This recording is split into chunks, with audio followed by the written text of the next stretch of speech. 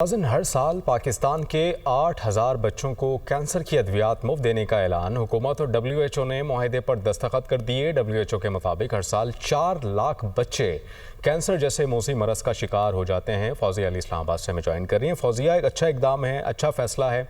आप बताइएगा आपके पास क्या खबर है और फंक्शनली ये अमली तौर पर कब तक शुरू हो जाएगा?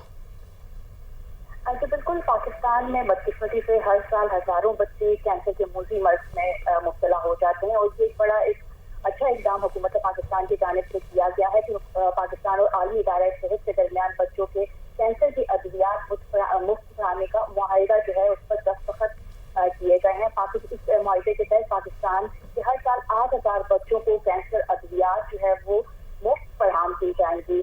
कैंसर के शिकार 50% बच्चे इलाज और अद्वियात से महरूम रह जाते हैं और इस मुआहिदे के तहत ये कोशिश की जाएगी कि बच्चों को कैंसर से सेहतमंद होने की जो शरह है उसको 2030 तक 30 से 60% तक लाया जाए।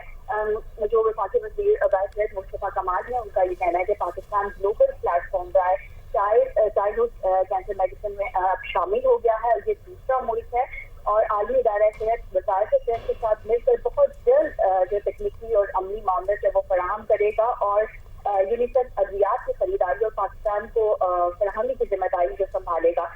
और इसके अलावा ये भी बताया गया है कि कम और दरमियानी आमदन वाले ममालिक में बच्चों के कैंसर की शरह अमवात जो है वो 70% तक है। इस मुआहिदे से पाकिस्तान में जो बच्चे इस इलाज से महरूम रह जाते हैं और उनकी जो अमवात होती हैं वो यकीनी तौर पर कोशिश की जा रही है कि 2030 तक 30% से बढ़ाकर उसको 60% तक की जाए ताकि बच्चे जो है वो इस मूजी मर्ज से बच सकें। जी, बहुत शुक्रिया फौजिया।